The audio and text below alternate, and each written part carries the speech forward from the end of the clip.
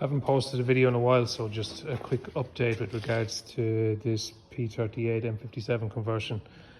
I have Kelly from next door here in Rowaka. He's basically forming the two carpet pieces for the front of the vehicle. I have the front seats are up on a table here. I was just giving them a bit of attention there a couple of days ago. What's happening with these front seats is they're getting new heat pads. So I'm going to take out all the leather on the front. It's all going to be replaced with new leather, and I'm going to slightly change the design on this original P38 seat. I'll keep you posted with more information when the time comes. That's probably going to be later in the summer. But those seats are there at the moment. The P38 as it stands, the engine is in and the engine is mounted.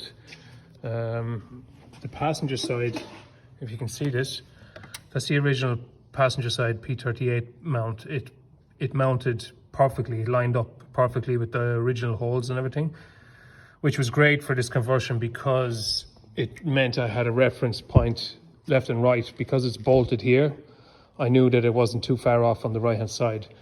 So I got my neighbour and friend Michael King above at King's you'll be able to see more detailed pictures of this on the Instagram. But he made up a passenger side mount. So the engine is in now and it's mounted. Nothing has been connected yet. We literally just got it in a few days ago. This is left in loose at the moment. This is the aluminium radiator I'm going with. That's the original turbo intercooler that came with the M51 engine. So I'm going to reuse that. There's a new AC condenser gone in. These are the two original fans for that AC condenser. Now I haven't it fitted here, but what I'm going with on the back end is I'm going with a 14-inch high-powered Comex fan mounted up to the edge here, mounted up high. And then on the other side, if you can see it, you can't because the condenser's in the way, but there's a gap in the back here. And what I'm going to do is on the far side of this condenser, there's a gap between that and the rad. I'm going to mount two high-powered 11-inch fans. So the two 11-inch fans will be blowing air through the rad, and then the 14-inch Comex fan will be sucking air at the back. So that's where we're at with regards to the engine. The engine is in, which is a great, it's great for me mentally anyway to see the bloody thing in. Another thing I need to point out is the AC condenser down here, or sorry, the AC compressor. The original mount that would have bolted that compressor up was too thick. So it was pushing this compressor far too close to that chassis. I mean, there was a bit of a gap, but at the same time, this is a big diesel engine. When you turn the key in the ignition, it's going to rock. It's going to rock no matter what. So we were afraid that that was going to get smashed. So Tamsin Rose in the UK she's a bit further ahead than I am with my conversion, but she was making up a custom bracket for hers. So she made one up for me at the same time, which was great. It saved me a lot of time and a lot of pissing around. So that's with regards to that. You've plenty of clearance on this side. There's nothing going to strike on this side. What else? Oh, the interior. So we've been tipping away at the interior now. The place is shit at the moment. So the back is done. If you remember, these were all grey. These were all originally grey. So this was the original subwoofer from Focal.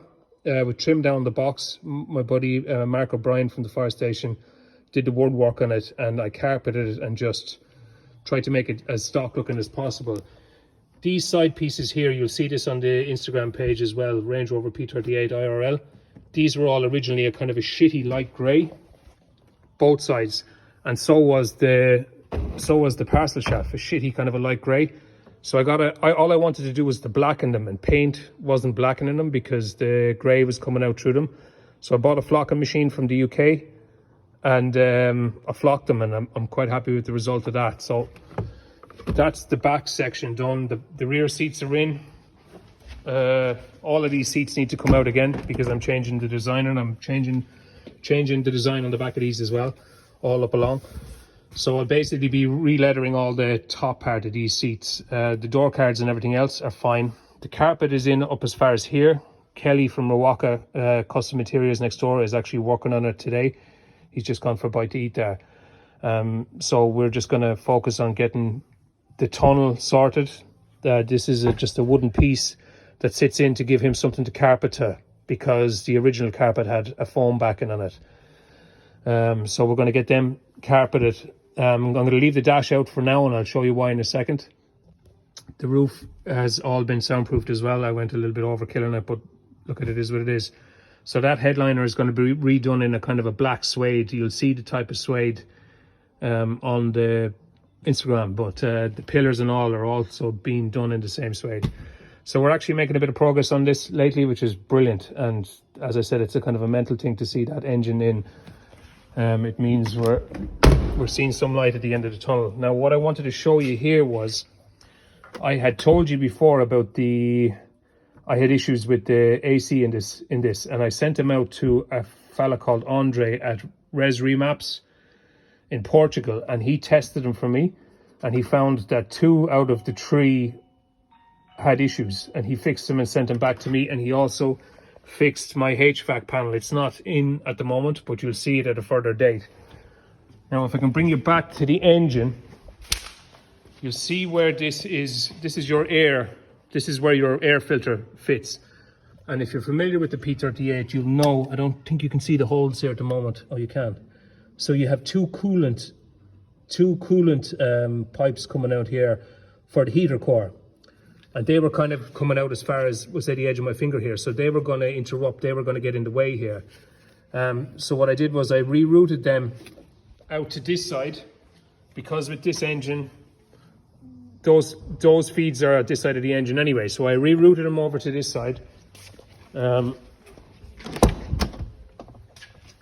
can see the way I've the 2 coolant hoses brought, and they connect down into the corner of the heater core. So that's one thing you might have to do if you want to keep that original airbox, and I'd like to try and keep that engine as original as possible. So yeah, so that's just a little update on where we're at the moment.